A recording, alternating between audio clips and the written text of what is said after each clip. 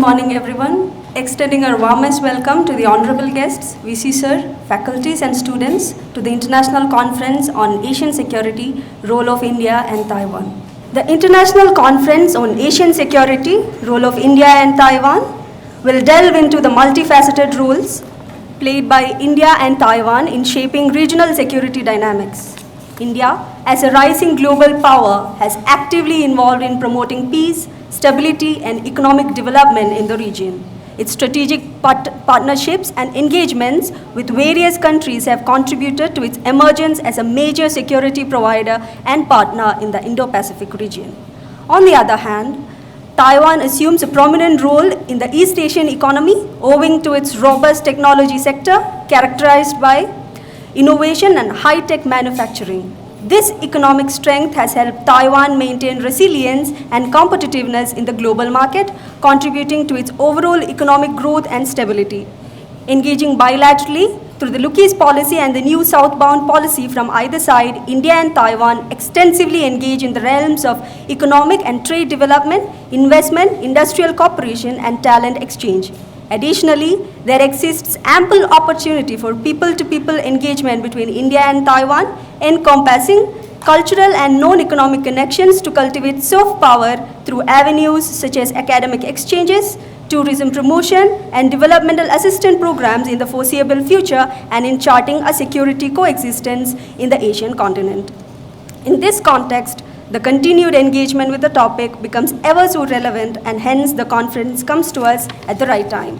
Before we delve into the exciting program that awaits us, I would like to take a moment to invite Professor A. Subramaniam Raju sir to give the welcome address. Good morning to everyone. Respected Vice Chancellor, Professor Tarni Karasu, Professor Swaran Singh, School of International Studies, Jawaharlal Nehru University, Professor Cheng Chi Chang from National Taiwan University, Professor Chi Yu Shi from National Taiwan University, Professor Senji Fang from National Tsinghua University, Professor Reena Marwa from Jesus and Mary College, University of Delhi, faculty members, research scholars, students and friends, I welcome you all to the International Conference on Asian Security, Role of India and Taiwan. As we see that Asia is seen as an important continent, it is the largest continent in the world, and in terms of land area, in terms of population, it represents 4.7 billion people of world.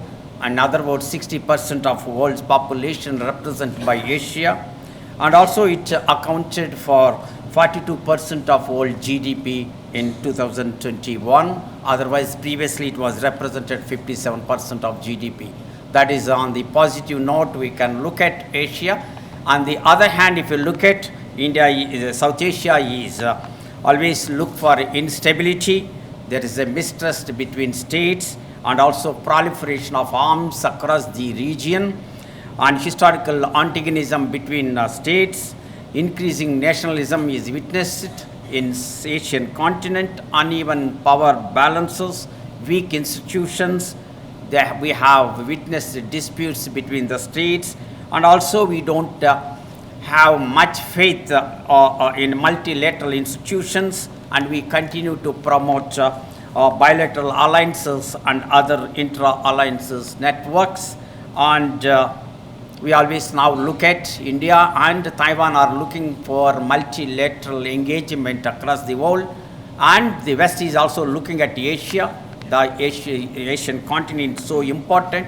On the other hand, we are looking at the geopolitics in Indo-Pacific, where this the power shifting from west to east, where Indo-Pacific has become so important.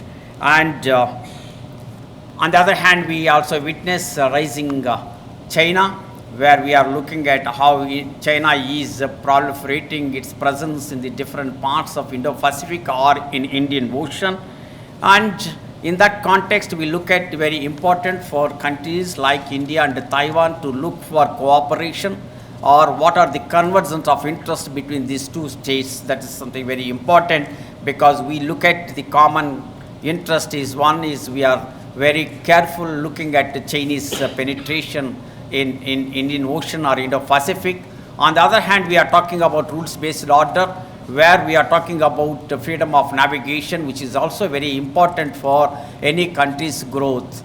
And then we are talking about global order. When we are talking about multilateralism or multipolarity, if you look at it during Cold War, as a student of international relations, I think that that would be better than the situation we witness now, because we are on one hand looking at multipolarity, but then we have problems like crisis in Red Sea or Middle East, or the problem, the war between Russia and Ukraine, but we are not able to address these problems. But if you look at during Cold War, at least USSR and United States were trying to balance or trying to control the world order.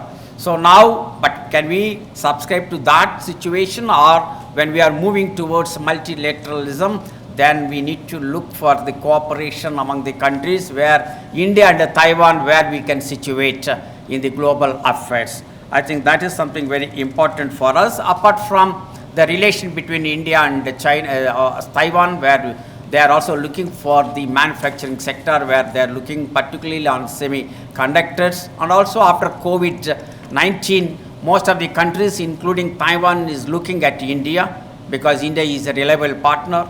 India has a credibility, and it is also fastest growing country, but rising peacefully. And also India never demonstrated its hegemony, and India respects international law, and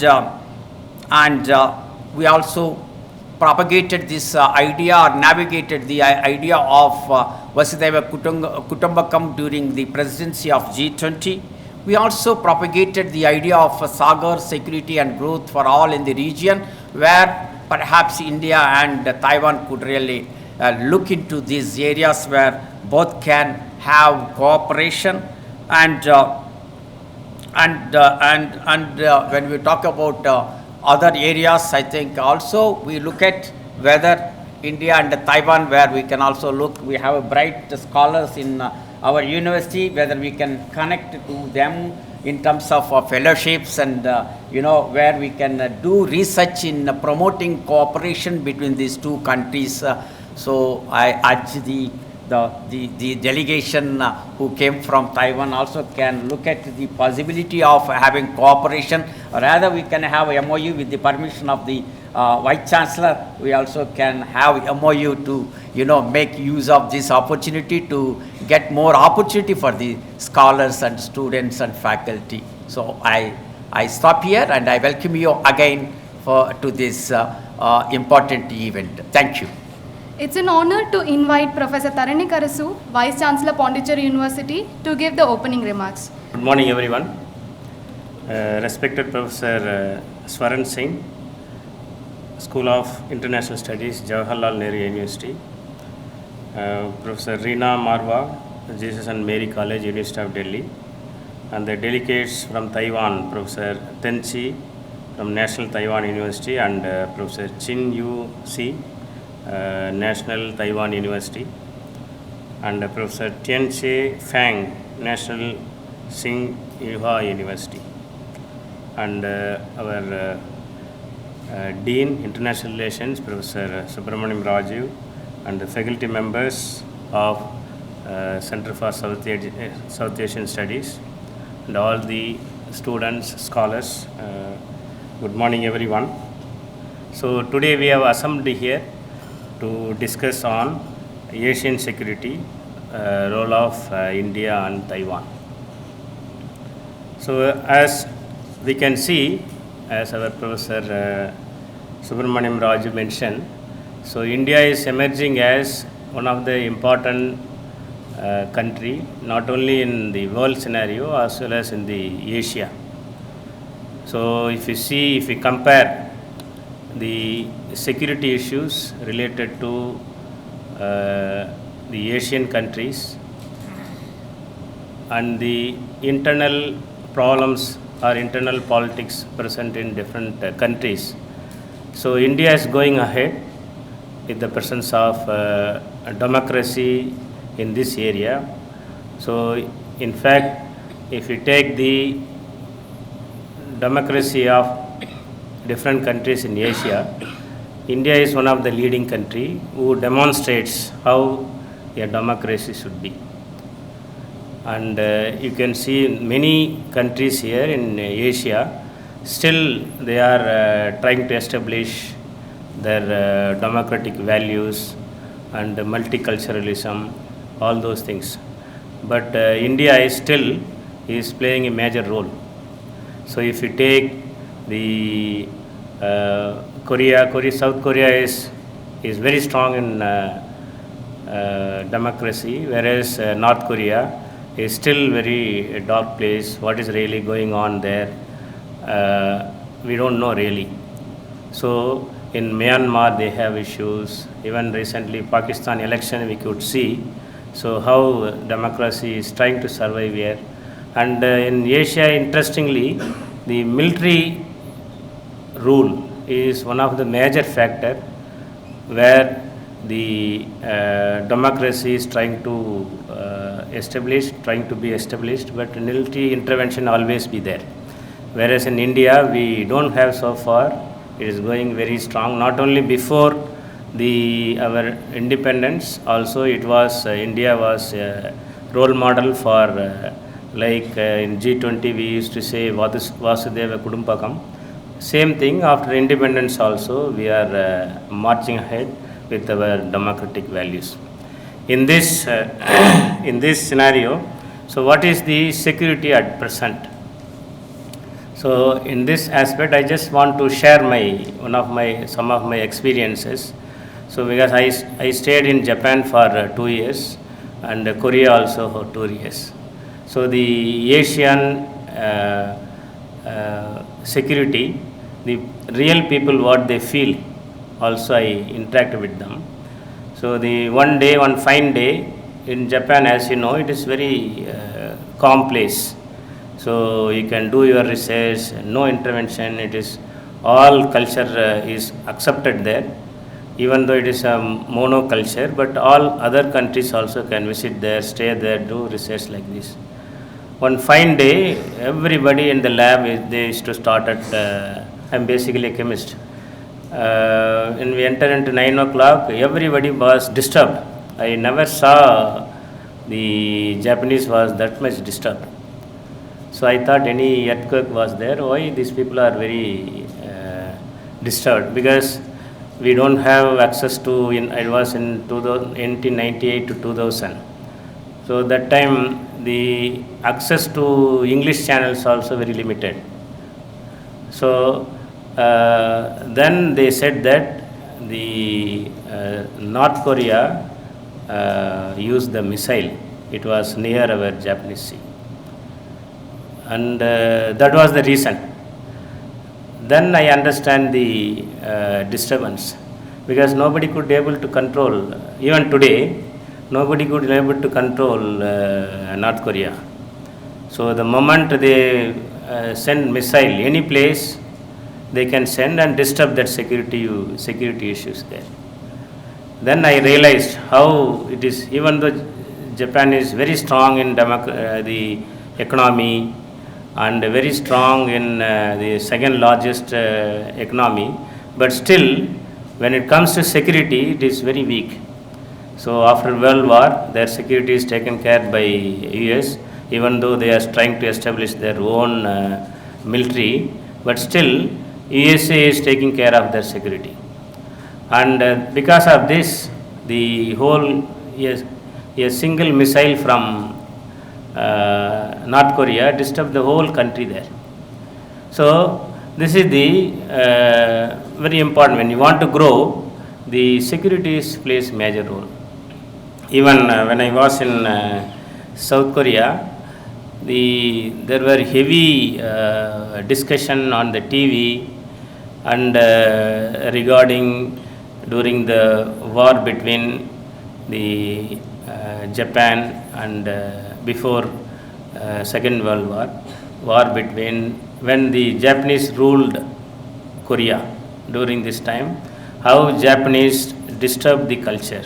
It was most of their temple were built using the wooden material, not like in our area rock. whereas there he used wooden material. And to eradicate their culture, Japanese destroyed many temples there. So still you can see, you can visit there how Japanese disturbed the culture there.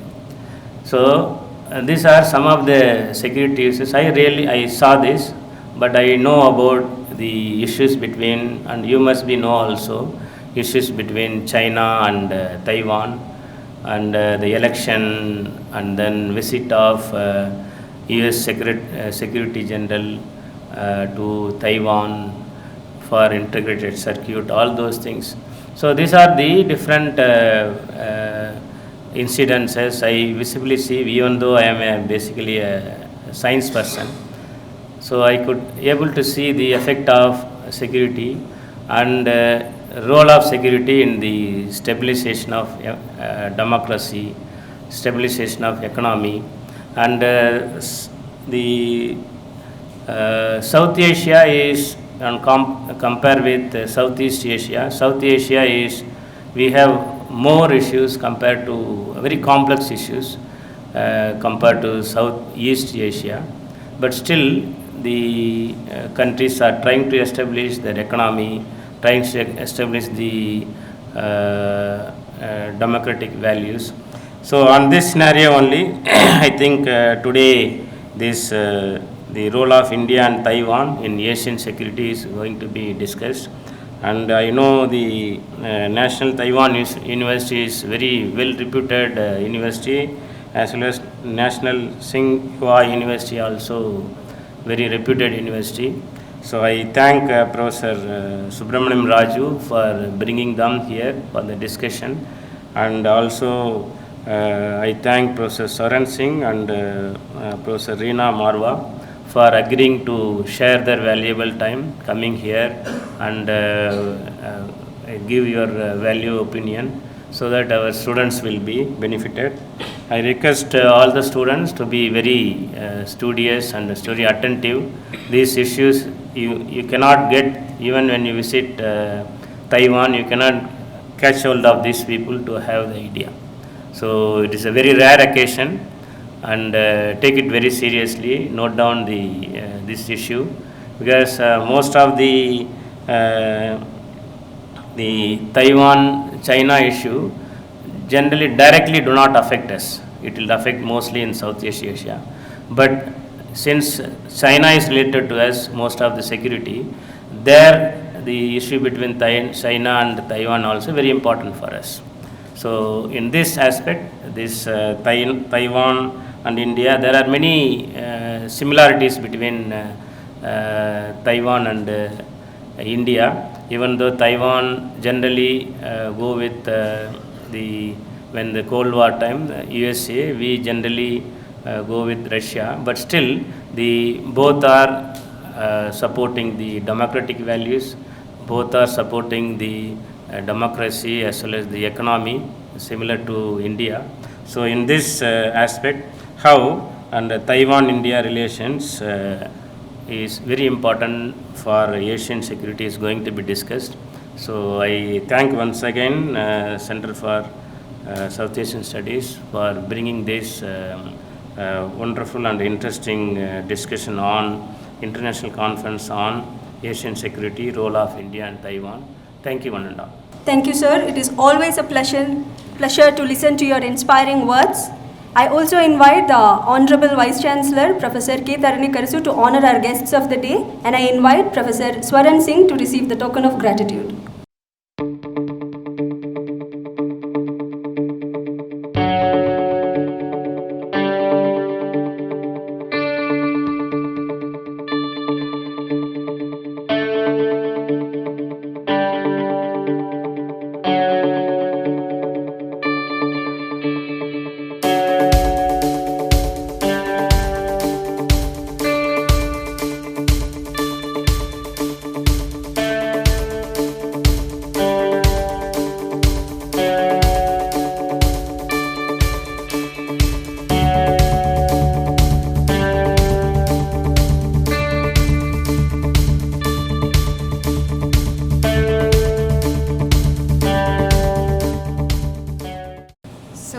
we delve into the heart of today's conference, it's my pleasure to introduce our first speaker, Dr. Swaran Singh, to talk on Taiwan-India relations and the concept of strategic patience. Dr. Swaran Singh is a professor for diplomacy and disarmament at Center for International Politics, Organization and Disarmament, School of International Studies, Jawaharlal Nehru University. He is the president of Association of Asia Scholars, General Secretary of Indian Association of Asian and Pacific Studies, guest professor at Research Institute of Indian Ocean Economies, Yunnan University of Finance and Economics, and advisory board member of Atlanta-based Communities Without Borders Incorporation. Professor Singh has 25 years of experience in research and teaching, and he lectures at major institutions like National Defense College, Defense Services Staff College, and all other major military institutions, as also Foreign Service Institute, Indian Institute for Public Administration, etc. Professor Singh is on the editorial board of Asian Policy and Politics, Journal of Indian Ocean Region, Journal of Indian Ocean Studies, and Millennial Asia, Suraksha Chintan, as also referee on various academic journals. Over to you, sir. Honorable Vice Chancellor, Professor Tarini Karasu, Professor Subramaniam Raju, Dean of International Relations of Pondicherry University, my colleagues and friends on the dais, colleagues of UMI SAG, Center for South Asian Studies and Center for Maritime Studies, scholars and students of this beautiful campus and very prestigious Pondicherry University. Good morning to all of you.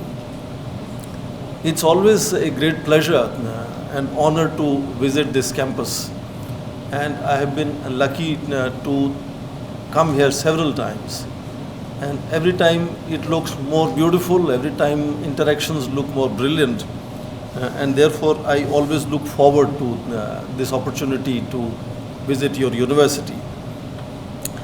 Subject we are discussing today is of unusual significance, partly because it is not one of the most easy subjects to understand, and sometimes scholars have to be very careful in how do we understand role of India and Taiwan in Asian security, and what does this concept of strategic patience have to do with understanding of how to locate this relationship of India and Taiwan in emerging challenges and of course emerging strategies to resolve those challenges of Asian security. Some things are important to share right in the beginning so that we appreciate why this relationship is so central to Asian security. You all regularly read how Asia and Asia Pacific are now the center of global politics. You have been hearing of Indo-Pacific geopolitics for a long period of time. That makes Taiwan at the very center of this new focus on Asia Pacific, on Indo-Pacific. It may be a small country, but it has a GDP of nearly $1 trillion US. To give you a simple example, China, which today has 19 trillion GDP, 20 years back it was also 1 trillion economy. So Taiwan has $1 trillion of economy. You heard your Vice Chancellor say how this is also increasingly seen now as a symbol of democracy, and that is what connects. India is world's largest democracy. World now has about 120 countries that claim to be democracies. So if democracy is becoming increasingly the way of life, that also makes Taiwan very significant. And you often also read about how this whole region's security is impacted by contestations or what you call trade and technology wars between United States and China. When you talk of trade and technology, Taiwan also is extremely advanced in several sectors of technology. Particularly, it is a superpower when it comes to semiconductors. And most of your gadgets, from automobiles to your mobile phones, all are dependent on semiconductors. And during pandemic period, world realized how the whole world was dependent on production of semiconductors in Taiwan plus South Korea and China. So when India is emerging, and we are saying that India will move now from being the fifth largest to third largest economy, we need enormous infusion of technology transfers. So you have this big campaign of Make in India, and Taiwanese are coming and making in India. Foxconn, if you have heard this company, is in a major way getting engaged in India. And it is this Make in India by several foreign companies that makes India the second largest producer of mobile phones around the world now. So infusion of or transfer of technology is very significant link between Taiwan and India. I think investments of Taiwan in India have almost crossed $1 billion.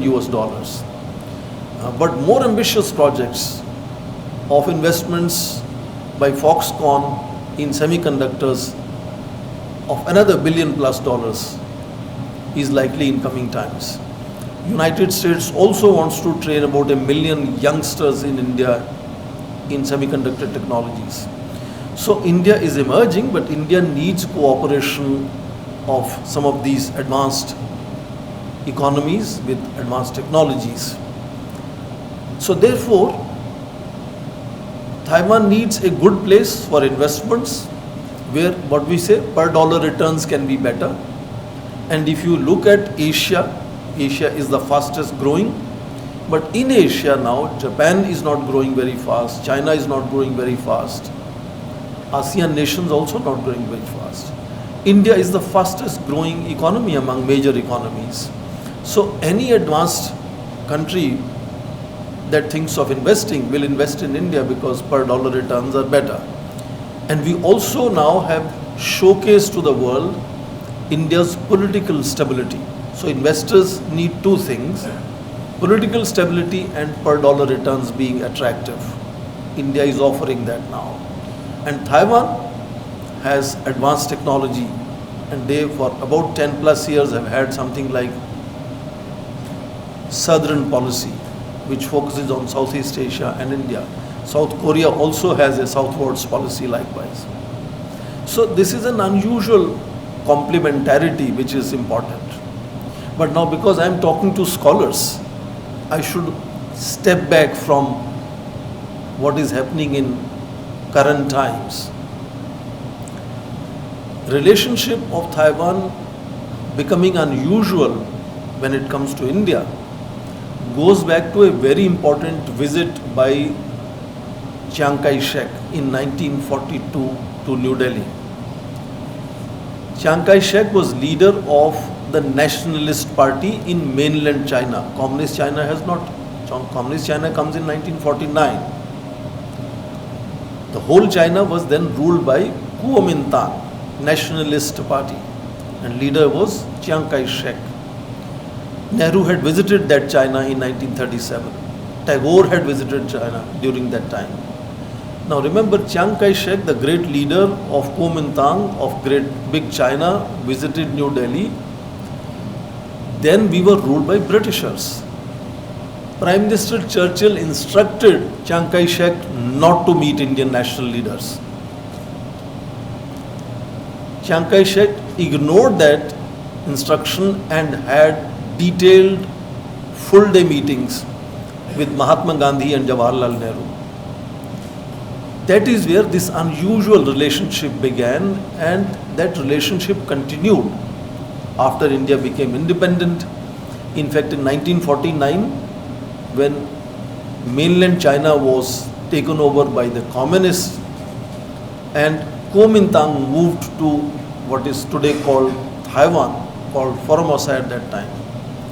India's relationship continued even when India recognized Communist China. Relationship with Taiwan continued to be very close at personal level with various leaders, because Chiang Kai-shek ruled China and his son Chiang Ching-kuo ruled China till almost end of 1980s. 1988, father and son ruled through the party Kuomintang.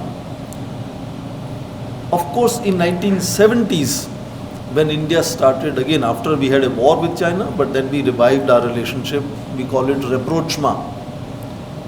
When K.R. Narayanan was sent as India's ambassador to China, he later became Vice Chancellor of my university.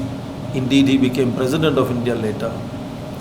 That period saw India building much closer relationship with mainland China. So 70s and 80s was not the most intense period of close relationship with Taiwan. Then 1990s again changed everything.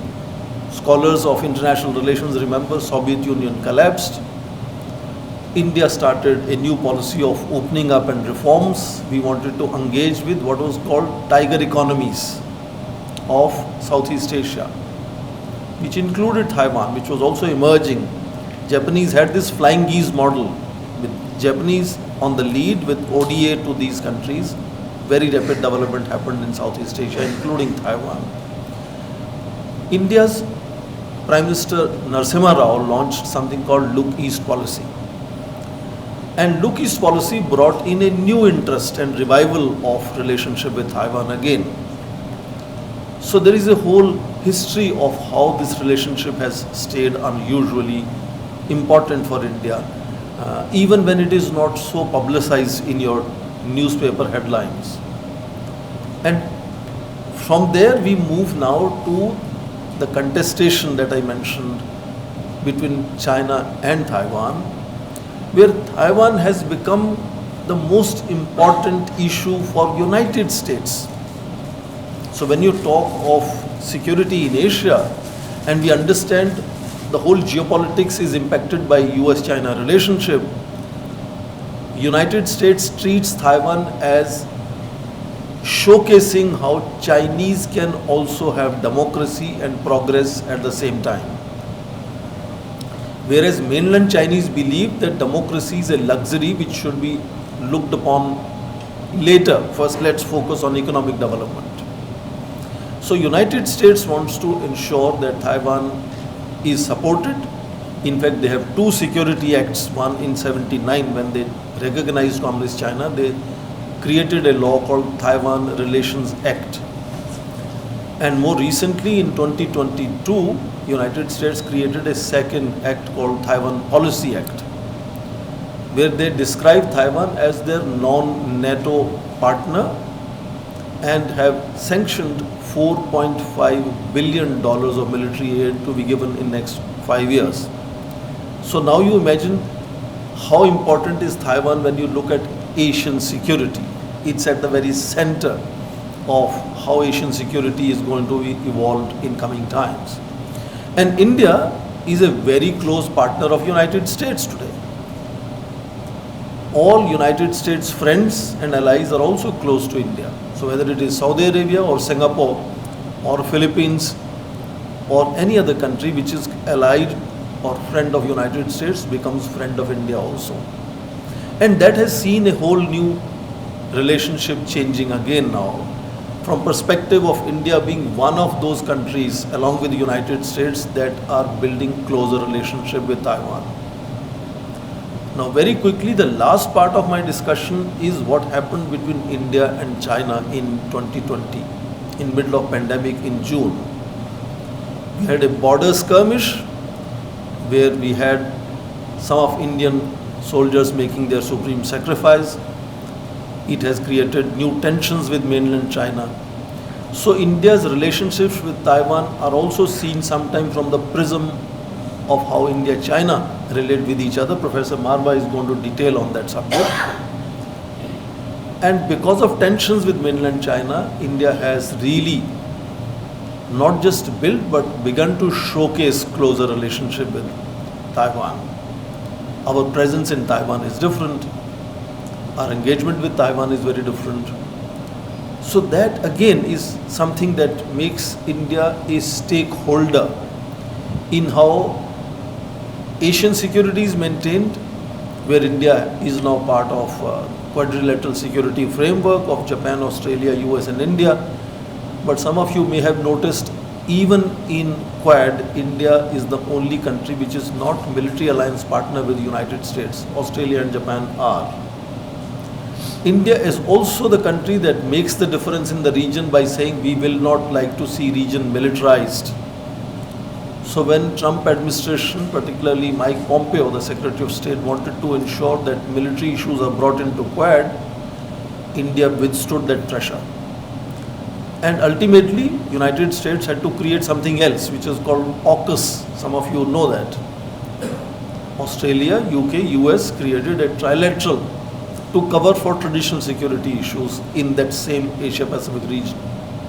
So India has major stakes in the region, and therefore India also has major stakes in the very center of that geopolitics, which is Taiwan. And therefore India's relationship with Taiwan are constantly changing, evolving. I think the way India is changing its approach to Taiwan is greatly appreciated in Taiwan. I would like to see my colleagues from Taiwan mentioning that side of the story. There is an increasingly welcoming of Indian investments, Indian presence, Indian visits. About 3,000 Indians are in Taiwan. Most of them are students. Taiwan is extremely generous in inviting Indian students to spend their time in Taiwan doing short-term courses or proper normal degree courses. As your Vice Chancellor mentioned, as Professor Subramaniam also mentioned, some of you may actually be already looking at Taiwan as an area of your interest. Here is an opportunity to meet some of the professors. As your Vice Chancellor said, it's not easy to meet them when they are in Taiwan. It's good that they are here in your university today. So take your time and discuss if you have interest on either understanding, studying Taiwan, or looking for opportunities for scholarships, fellowships in Taiwan.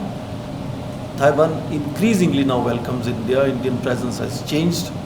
You may have also read about August 2021 meeting of Nancy Pelosi with the President Tsai Ing-wen, which again created a lot of uproar in Asian security because that had triggered the largest military exercise by Chinese in the straits which divide Taiwan and China in that sense. So both from the interest of being a scholar who want to understand trends in Asian security, you need to look at how Taiwan forms the very axis around which this geopolitics is evolving. But also from perspective of your own career growth, if some of you are interested in understanding Asian security, Asian geopolitics by locating yourself in Taiwan, which I said is the very center of the whole debate now. Or if you want to just spend few years there and come back and be China expert. And that's my last point. For scholars, the best way to understand Communist China's mindset is to be in Taiwan, interact with Taiwan, spend some time in Taiwan, or read things that Taiwanese are writing. After all, who would be most awake, alert and conscious of where mainland China is going? Because mainland China claims Taiwan to be their renegade province. And therefore, mainland China remains the greatest challenge for Taiwan in terms of their national security, in terms of their election debates and everyday politics. So if any country is looking at mainland Communist China most carefully, it is Taiwan. And because we in India also need to be extremely careful of where mainland China is going, what are they thinking, our connectivity as scholars with Taiwanese remains extremely significant.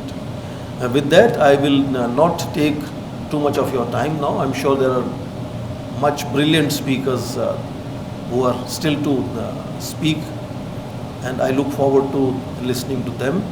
and look forward to interacting with you during the lunch break that we'll have. Thank you very much.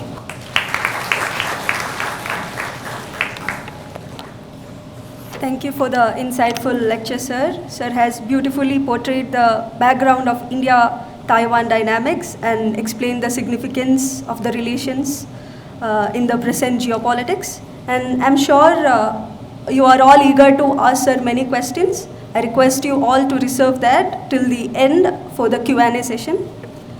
Next, we have Professor Teng Chi Chang, who is a professor of political science and the Associate Dean of Institute for Advanced Studies in Humanities and Social Science at the National Taiwan University.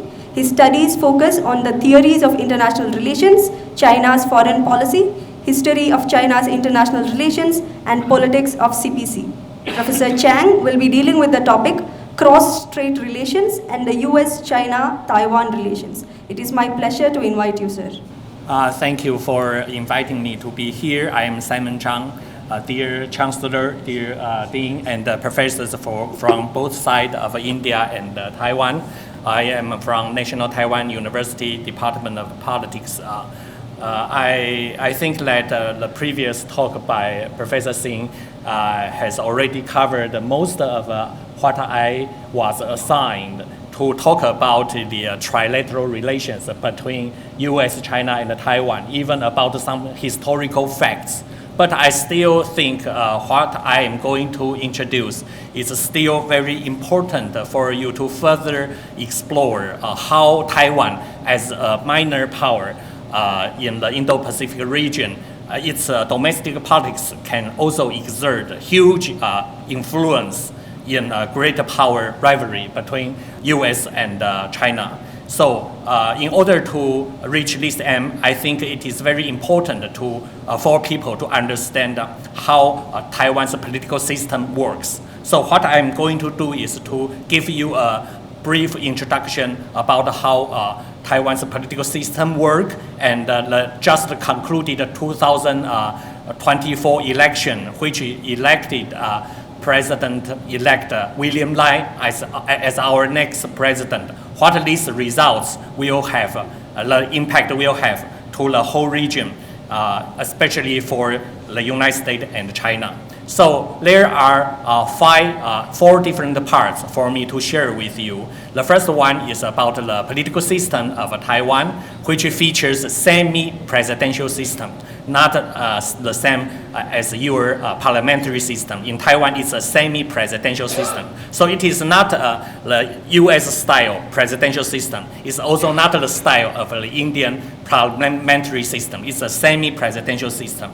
And the second one, I would like to introduce to you that the key players in Taiwan's domestic politics, that is Taiwan's major political party and their policy positions.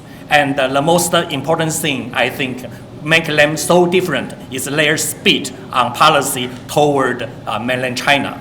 The third one I would like to introduce to you is the most salient features of the just concluded 2024 election results. And I will characterize it as three minorities. That we just have a minority president and a minority government and a minority house speakers. This kind of a combination will have a huge impact in the coming years or more on trilateral relations between US, China, and Taiwan. And finally, I will tell you about how China responds to this election result and what the US say about this. And there will be coming uncertainty for us to manage. So how the Taiwan political institution or system works? I'm fortunately like Professor Singh just talk about General Chiang Kai-shek because he is the key person who led the KMT party to complete the original version of our constitution. That is the 1947 ROC constitution, which is mainly a parliamentary system. The president then was indirectly elected by a national assembly, elected in mainland China. And later we know that the power of the president was quickly centralized because the outbreak of the Chinese Civil War, and the KMT was defeated. Then it moved its government, its army, and the constitution to Taiwan. And by introducing the martial law, the elections of the president, elections for the parliament were partly frozen until 1991, frozen for maybe 50 years. And then we know that the key point of the constitutional reform unfolded in the early 1990s features semi-presidentialism, just like what I said. First, by this reform, constitutional reform in late 1990s, we have a government led by the prime minister, and the prime minister remaining accountable to our legislature, that is our parliament. That is not the same with the previous constitution. And the parliament can still call for a veto of a vote of non-confidence to remove the prime minister. That is also the same. But when no confidence vote was passed, the president can choose a new one at his will without the approval by the parliament, or he can choose to dissolve the parliament. That is the new amended article in the new constitution amendment. And all delegates of all the legislators in the parliament cannot be member of the cabinet. And the power of the parliament to approve the prime minister was removed, and the prime minister power to counter-signature the bills was removed. So finally, the new constitutional amendment aided the president's new power to decide national security policies and established the National Security Council, which is a copy from the United States. Regarding our election system, I will say, first, how the president of Taiwan is elected. In the reformed constitution, there is a game of, we call it first past the post. That means we need no round of election like France and other countries. When we elect a president, we need only relative majority, not absolute majority. And the president will have a term of 4 years and can be re-elected once again. So the maximum term will be 8 years. For the legislators, we practice the single district two vote system with a term of 4 years for 113 seats.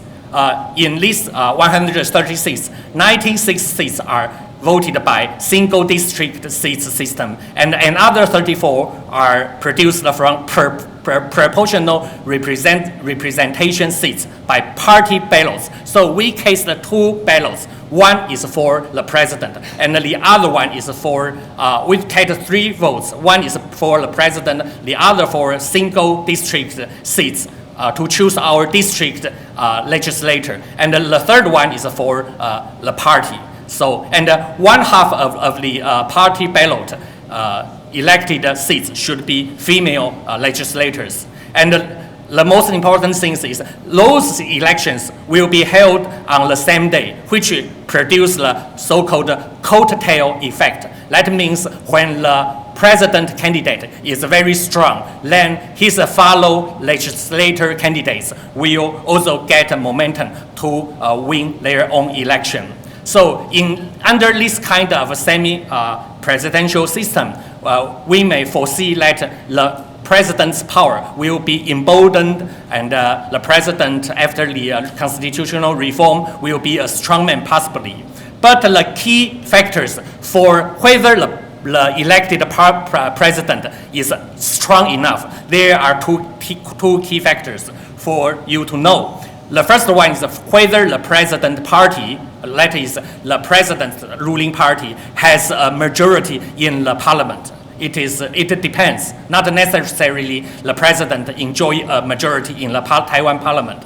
And the second point is whether the president himself is also the chairperson of his own ruling party. sometimes this is not the case. Why? Because we still have local elections. When a president's party loses the local elections, then his party members will force him out of the chair positions. Then the president may become a lame duck. Yeah, but after all, the whole system is under a feature of the winner take all. Either the winner is elected by relative majority, or maybe he won more 50% of the popular votes. Regarding the important players in Taiwan's power politics, I will mention only 3 major parties, and most of them are mentioned by Professor Singh. That is, the first one is the current ruling party, the DPP, Democratic Progressive Party, which is our ruling party. The symbol color of the party is green, so we call it a pan-green party. Yeah, and the DPP, the very important thing for trilateral relations and great power rivalry is the DPP ruling party, which passed a so-called Taiwan Independence Party platform in 1992. And this platform pursuing Taiwan's future independence through self-determination and popular referendum. But the DPP, in order to win the middle ground and most of the vote, 6 years later, the DPP Congress updated a new resolution on Taiwan's future. And in this new resolution, the DPP said that Taiwan's status quo is already independence, not pursuing independence, but already independent. So it doesn't need to declare its independence status. And the Taiwan people still preserve the right to draft a new constitution to replace the 1947 one brought from mainland China. And the Taiwanese people still have the right to have the new constitution with a new Taiwan's national title to replace the so-called Republic of China. So we see there is a very intriguing policy balance between the ROC status quo and the preserving passion for independence. These two kinds of options and the equilibrium are kept up in the DPP. Some people are more pro status quo, and some people will call for more passion for future independence.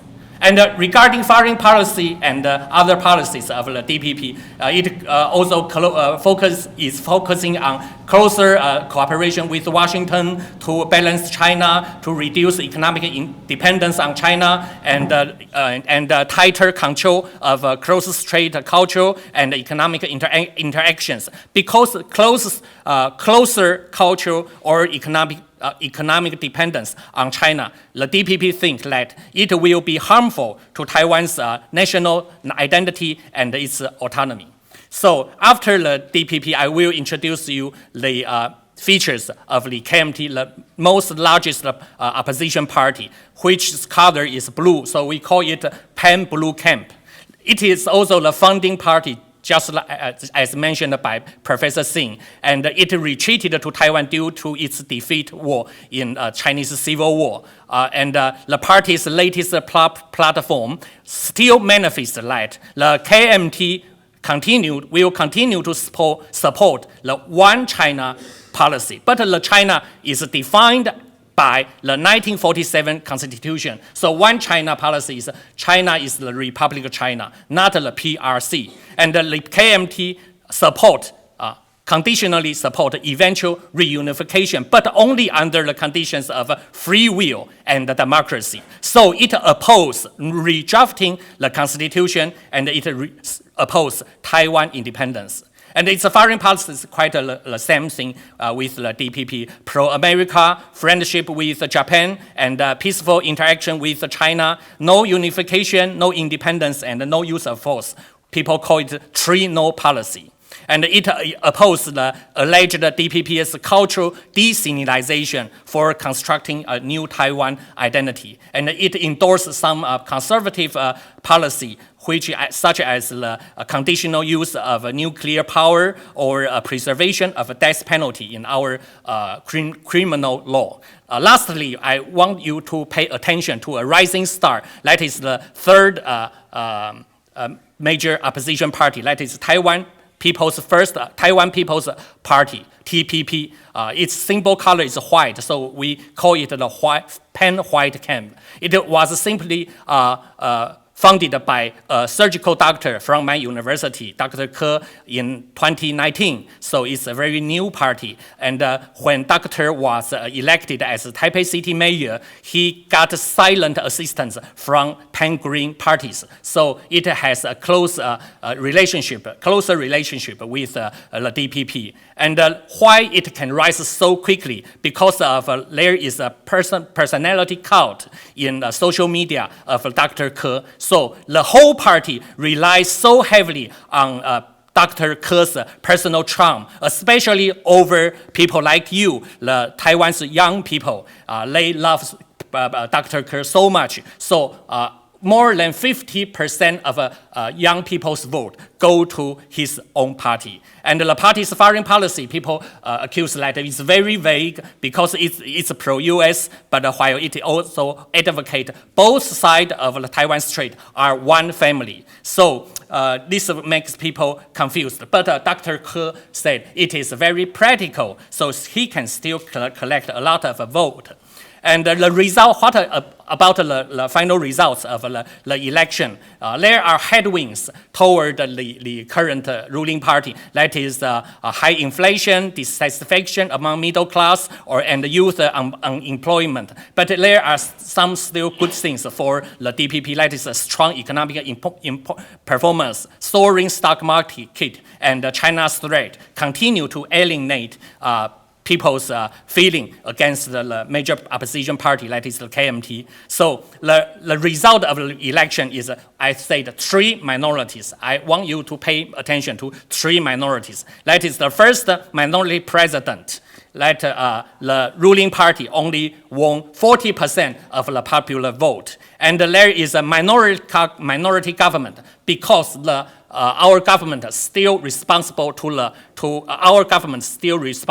parliament, but it only enjoyed about 47% of the seats in the parliament. And there is a minority speaker under the semi-presidential system because the opposition party do not have the majority, so it can only elect a minority speaker to chair our parliament.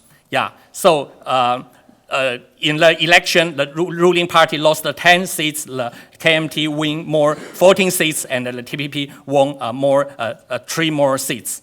And eventually, the implication for the trilateral relations between US, China, and Taiwan, I want to mention maybe 2 or 3 points. The first point is under the condition of a three minority, there will be an unstable government under President-elect Lai, and he will need more cooperation from the pan-white camp led by Dr. Ke Wen-je to deliver his policies. And all the three parties will prefer, there is a consensus of the pro-US foreign policy, that is not a question. And all of them will welcome deeper cooperation with India, that is no question. But there are still some disputed policies like weaponry procurement and parliamentary reform and nuclear power plants and some other issues. And how China respond to this kind of election result. I think China is very smart,